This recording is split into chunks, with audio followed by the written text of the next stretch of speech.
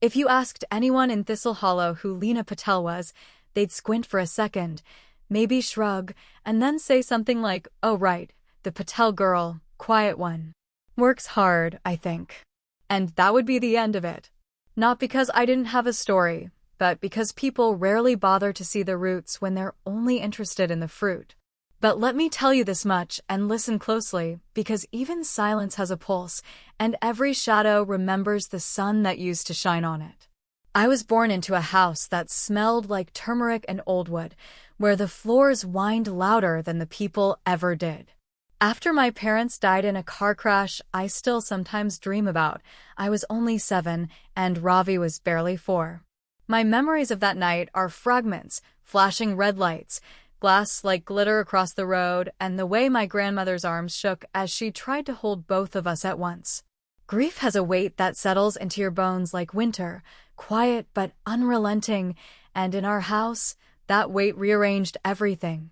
My grandparents took us in, no questions asked, like duty written into skin. We moved into their weathered cottage at the edge of town where the porch sagged like a sigh and the kitchen door never shut all the way.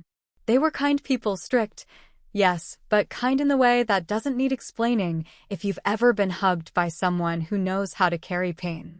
But as the years stretched out, it became very clear that in our new constellation of roles, I had not been assigned the position of daughter or child. I was drafted into service the moment I could carry a laundry basket without tipping it over.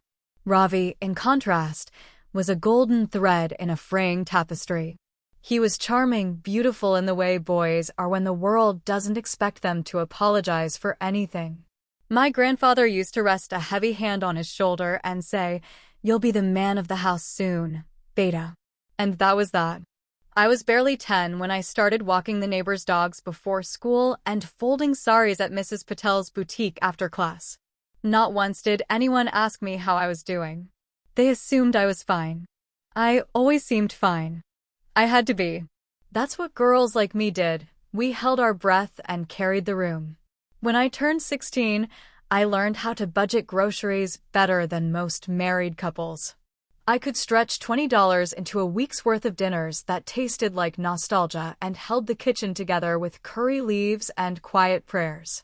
Ravi, by then, had become the kind of boy who got smiles in every store, free extra helpings in every buffet, and the town's collective pride written across his back.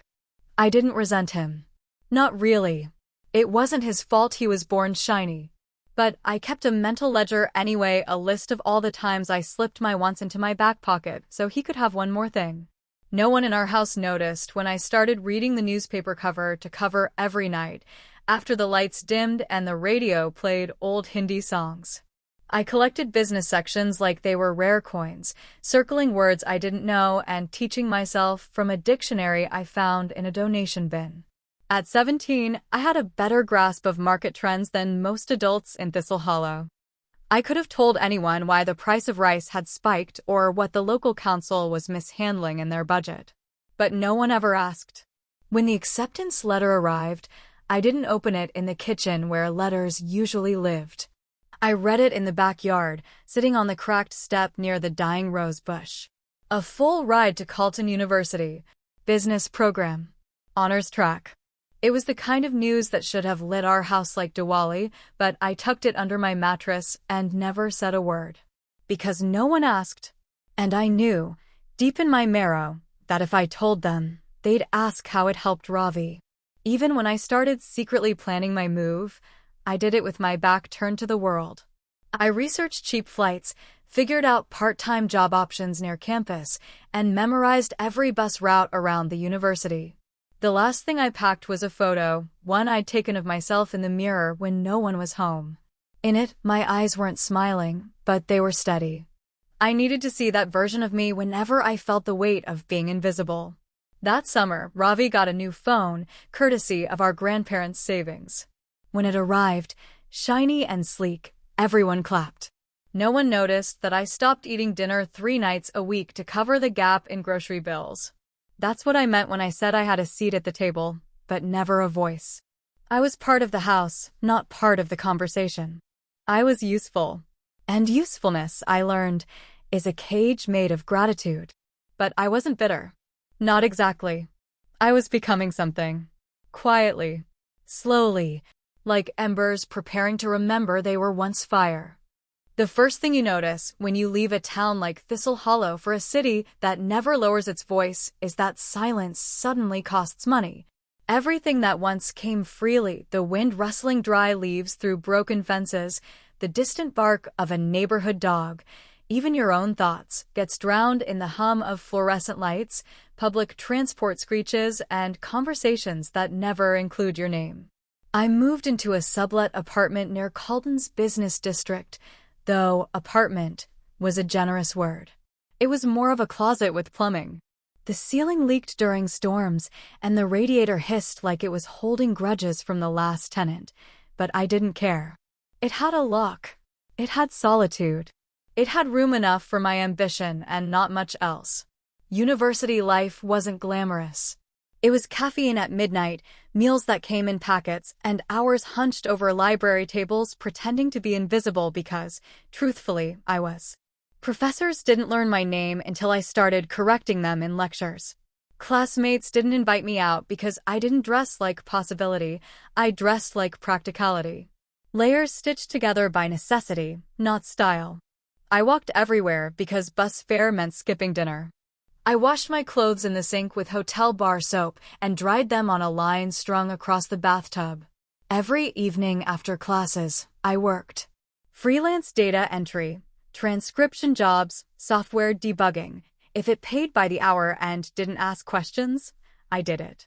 I taught myself JavaScript on borrowed library books, learned APIs by deconstructing open-source projects, and discovered early on that I had a knack for recognizing what made systems inefficient.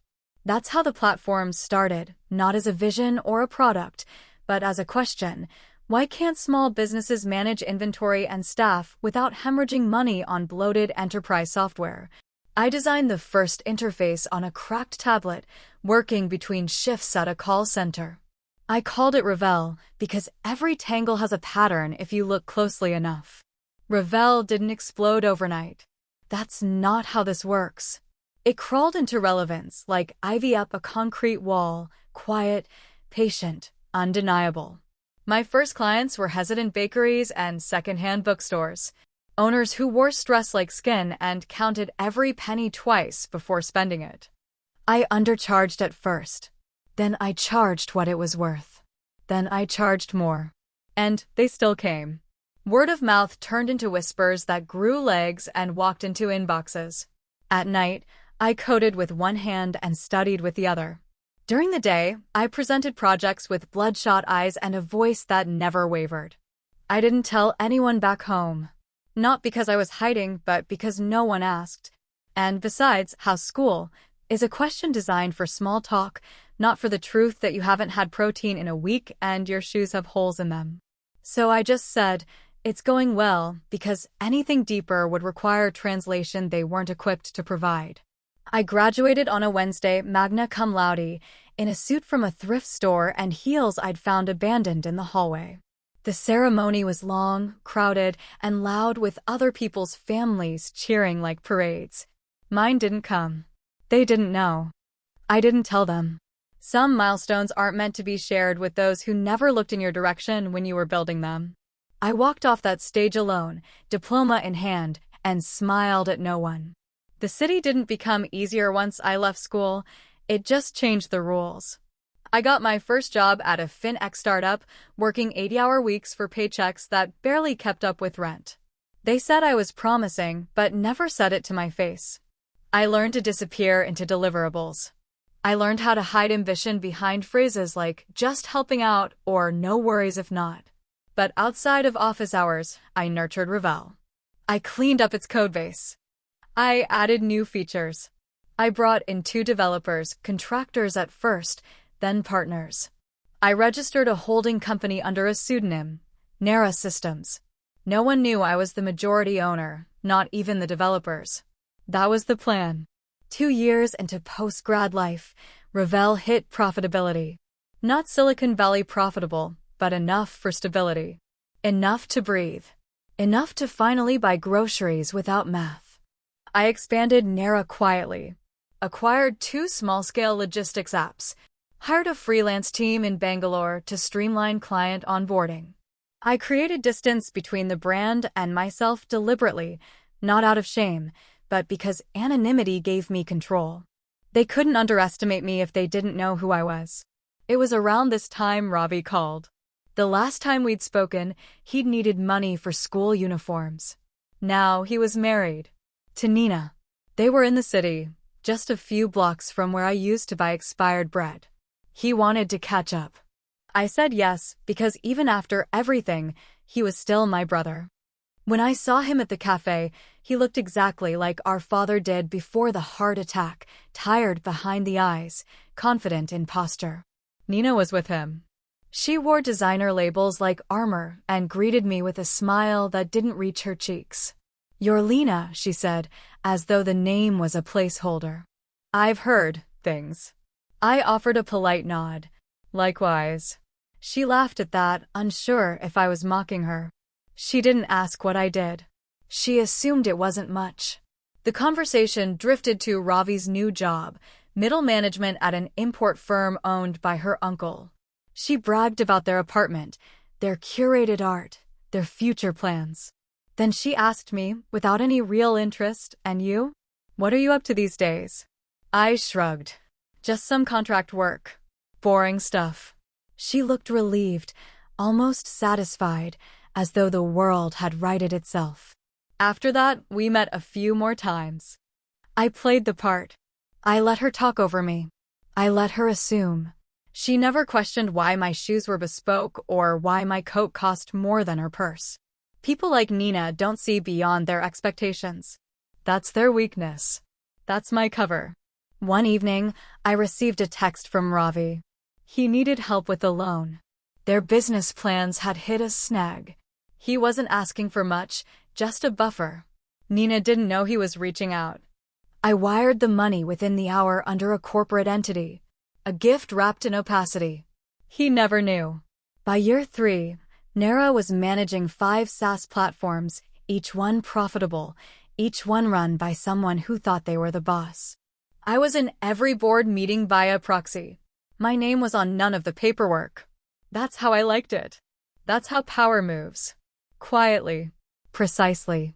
Back in Thistle Hollow, my grandparents still thought I worked in IT support. My grandmother still worried about whether I was eating enough.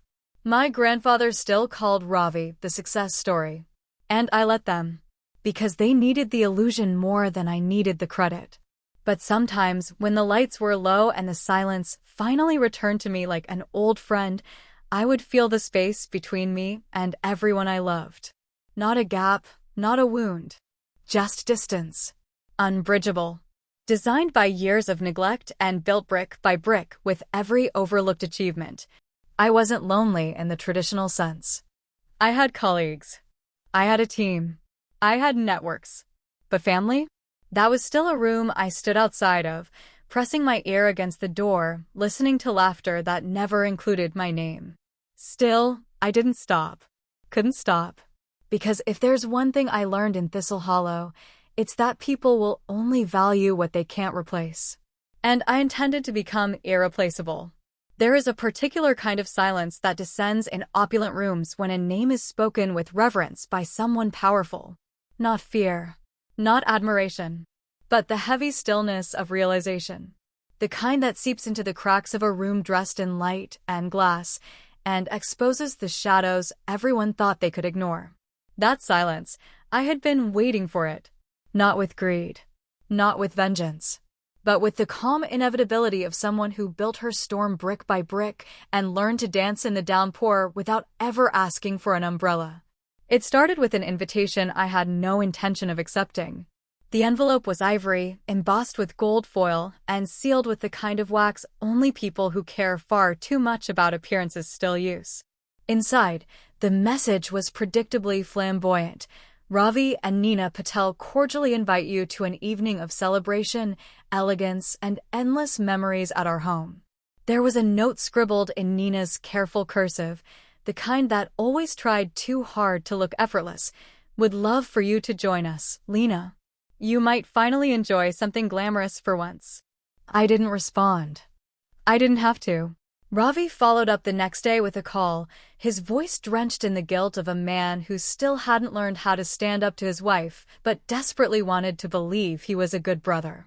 It would mean a lot if you came, he said, his tone soft but urgent. She wants to make amends. Really? I knew she didn't. Not truly. What she wanted was a performance, a supporting character to play the contrast against her curated image of sophistication and social dominion. She wanted me there as a backdrop. Something forgettable. Something beneath the chandelier. I said yes. Not because I craved confrontation. I never needed revenge served hot, cold, or with garnish. I just believed in the quiet weight of presence. And I had waited long enough. The mansion was the kind that glittered too loudly. Crystal sconces on every wall.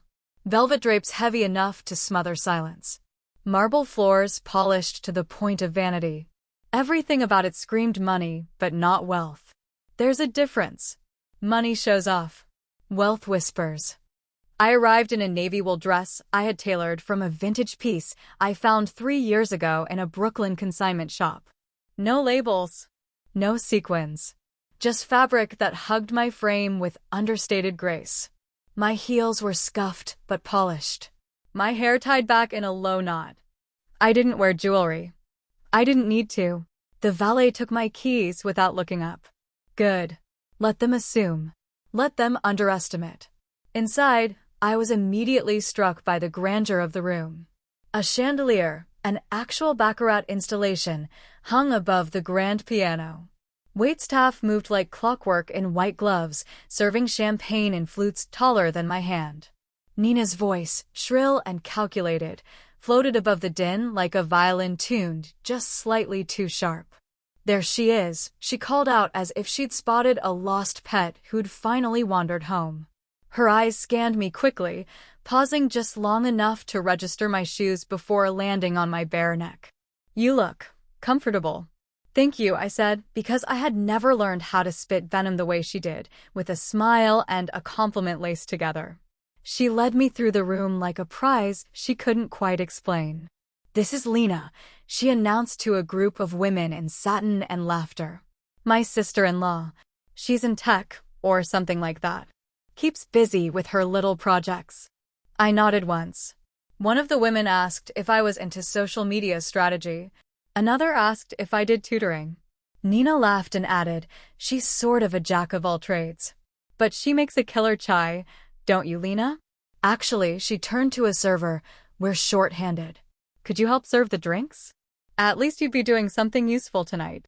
Laughter broke like glass across the circle. It wasn't cruel, not exactly. It was worse than cruel. It was casual. Practiced. Like they had done it before to others who didn't fit their mold of glittering perfection. Ravi stood a few feet away, eyes cast down. He didn't defend me. He never did. I smiled, took the tray from the server's hand, and began to serve. One flute, then another. Every step measured. Every eye either avoiding or gawking, unsure of what exactly was unfolding, but content to be entertained. I walked through their living room, the one with imported mahogany shelves holding books no one ever read and art pieces selected by decorators, not passion. I walked beneath that chandelier, and I waited. Because I knew what was coming. And when the doors opened, the shift in the air was instant. You could feel it in the way conversations clipped mid-word. The group from Mirai Capital had arrived, Nina's boss, a man named Devraj Shah, flanked by 2 directors and a partner from the board. She had been courting their attention for months. This evening was her showcase. Her grand orchestration. She stepped forward in a rush, her voice syrupy and sharp. Devraj, I'm so glad you could make it. You must be exhausted. Can I get you a drink? Devraj didn't answer. He was staring at me. Not staring, exactly, addressing. Seeing. Ms. Mehra, he said, voice low but unmistakable, nodding with genuine respect. We weren't expecting to run into you here. And just like that, the room folded. Nina blinked. Her smile froze mid-stretch. The glass in her hand slipped. It shattered at her feet, unnoticed by everyone but the waiter who rushed forward. Devraj stepped closer, extending his hand. It's an honor. Your work on the Nera integration was extraordinary. Our team's still unpacking your projections. I'm glad it's useful, I replied. My voice didn't tremble. My posture didn't waver. I handed off the tray. Behind him, one of the partners from Mirai asked, "Is this your property, Ms. Mera?" "I remember your name on the lease documents." Nina choked on her breath. Devraj smiled, not unkindly, but with the knowing patience of someone who had just realized the true hierarchy in the room. "You own this house?"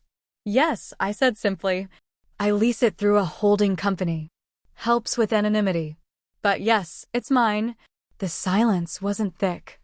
It was surgical. Precise. Every laugh from earlier suddenly tasted sour in their mouths. Every assumption curdled into embarrassment. Nina didn't move. She didn't speak. Ravi looked as though he might vanish entirely. One of the women in the satin circle muttered something about needing air. Devraj leaned in slightly, his voice lowered. "If you're ever open to a board seat, we'd be privileged to have you." "I'll consider it," I said. Then I turned to Ravi. "Thank you for the invitation. The place is beautiful. Keep it that way." I didn't stay long after that. I didn't need to. The damage wasn't a scene. It was a recalibration. A shift in orbit. A permanent rewriting of every line they had once etched across my skin. As I stepped outside into the cool evening air, I didn't smile. I didn't cry. I simply exhaled. And it tasted like power. The morning after the chandelier stopped shimmering for them, I woke to over a dozen missed calls, 24 unread emails, and one text from a name that still made my jaw tighten involuntarily. It said simply, "Can we talk?" I was wrong. For most of my life, I imagined what it might feel like to be seen, really seen, not for what I could offer in convenience or obligation, not for the roles I reluctantly accepted or the burdens I carried without fanfare, but for the quiet, relentless force I had become. But no fantasy I'd ever allowed myself on nights when my only comfort was a cup of tea and the glow of terminal code had ever accounted for the suffocating attention that would follow once the curtain fell. The headlines came fast. Nera's reclusive founder steps into the light. Mystery mogul Lina Mera owns the mansion and the room. From nobody to CEO, the woman who owned the party. They talked about power like it was a performance. Like it only existed once it was acknowledged. But I had known my power long before they knew my name.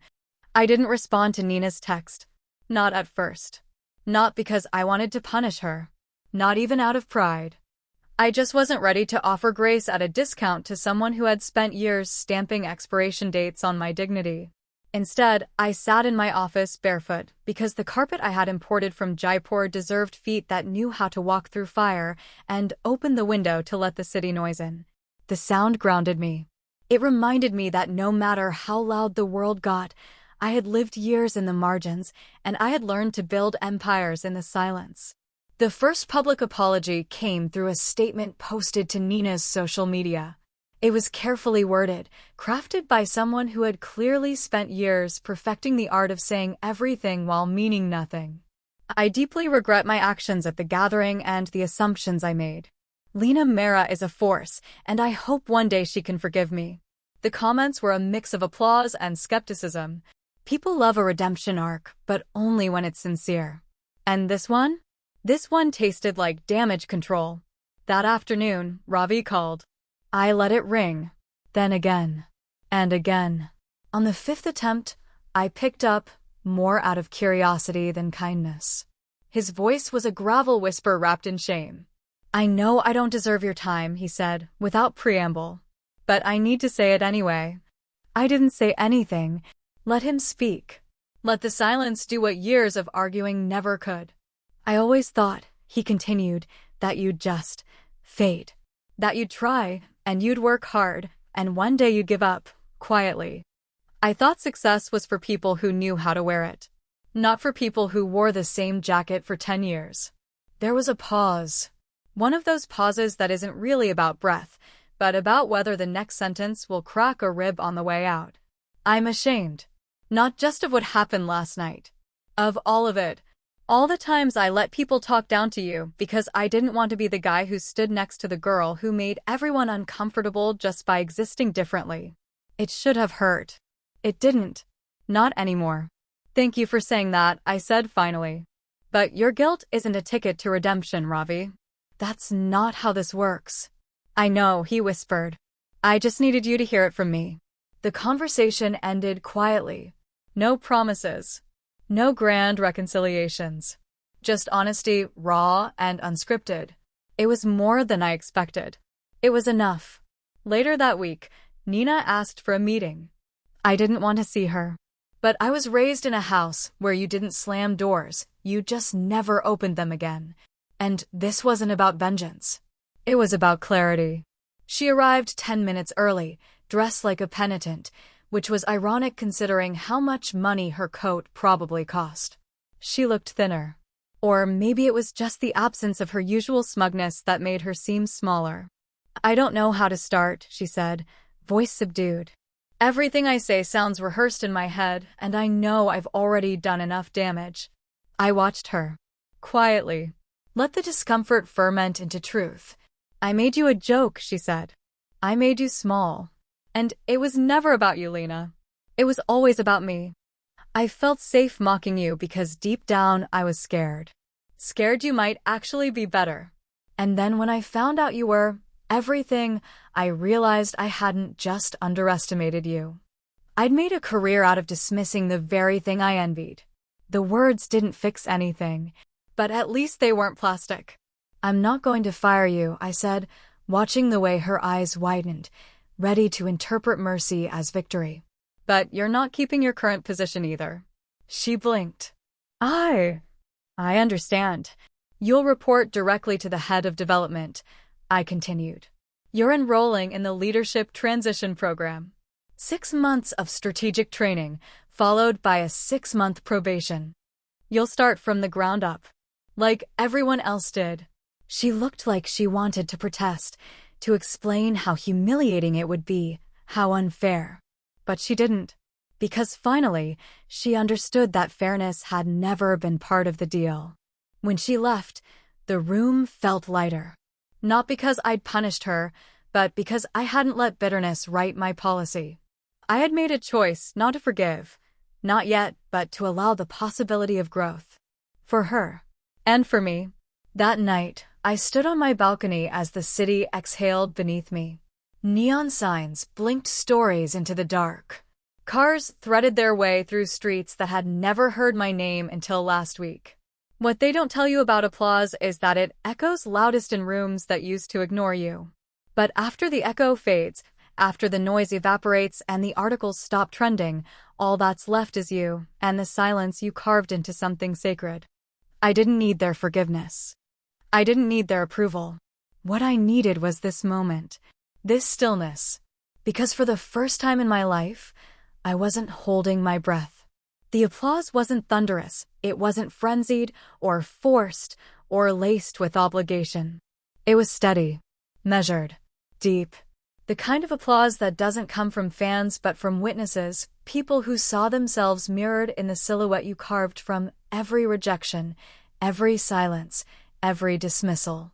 I stood on the stage at the Global Women in Tech Summit, the spotlight soft against my face, the room full but still. The air was rich with perfume and possibility. Rows of women from every part of the world, every shade, every background, leaned forward in their seats, eyes fixed on me not because of some viral headline or billionaire status, but because of something harder to earn than fame, truth. When they first asked me to deliver the keynote, I almost said no. Not because I wasn't ready to speak. I had been speaking for years, in boardrooms and investment calls and strategic summits, my voice precise and unwavering. But because I wasn't sure the story I wanted to tell was one anyone would listen to, not until the organizer, a blunt and brilliant engineer named Rosa Martinez, looked me in the eye and said, "Tell the story only you can tell. The one that made you powerful. So I did. Not by name. Not with titles or timelines or statistics. I told it the way I had lived it, quietly, steadily, with every word sharpened by memory and forged by restraint. I want to talk, I said to the crowd, about the sharpness of being overlooked. The room stilled. There's a strange kind of freedom that comes from invisibility. When no one sees you, they don't see you coming. Heads nodded. Shoulders leaned forward. I breathed in the stillness. I was never loud. Never dazzling.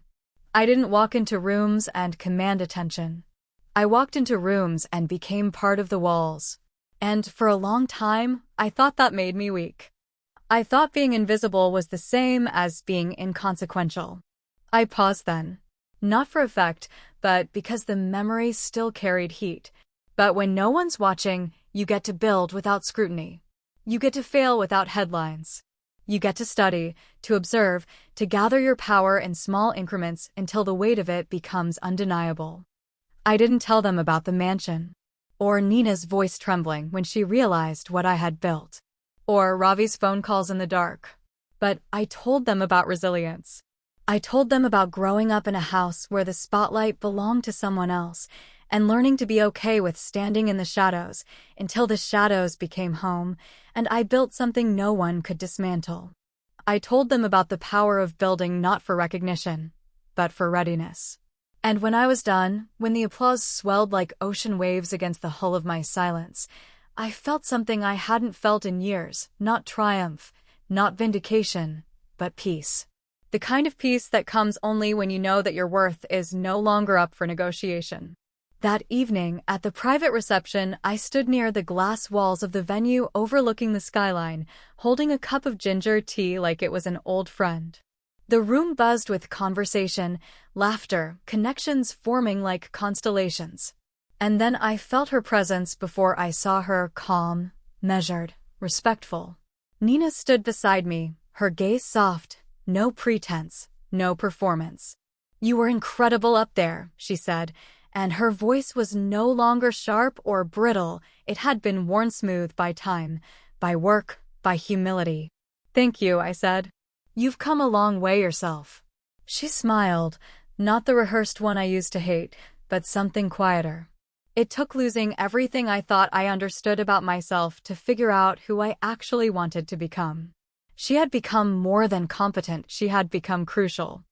As Chief Operating Officer of NERA, she had streamlined inefficiencies, built a team that respected her, and never once asked to be forgiven with words. She showed up. She worked. She earned it. We stood there for a moment, not as rivals or caricatures, but as women who had heard each other, learned from it, and grown through it. "Ravi's flying in tomorrow," she said. "He said the foundation's already halfway to their funding goal." I nodded. Ravi's nonprofit had been my idea, but his hands made it real. We funded scholarships for rural kids, tech boot camps for girls in towns like Thistle Hollow, and partnered with schools that had never seen a computer lab before. He called it the Ravel Initiative, named after the software that started it all. I let him choose the name. Some legacies are meant to be shared. Later that night, when I got back to my apartment, spacious, minimalist, everything curated with intention, I opened the box I'd kept hidden in the back of my closet for years. Inside were old notes, newspaper clippings, screenshots of every insult that had once fueled me, every slight that had kept me sharp. I went through each one, slowly. Then I lit a match. And one by one, I fed the paper to the flames. Not because I wanted to forget, but because I didn't need them anymore. The woman I had become didn't need to prove her worth with receipts. She stood in boardrooms with heads of state. She wrote policies that reshaped industries. She held her name like a crown no one could steal. And more than that, she finally knew the truth. Her voice had always been enough. It was the world that needed to adjust its volume.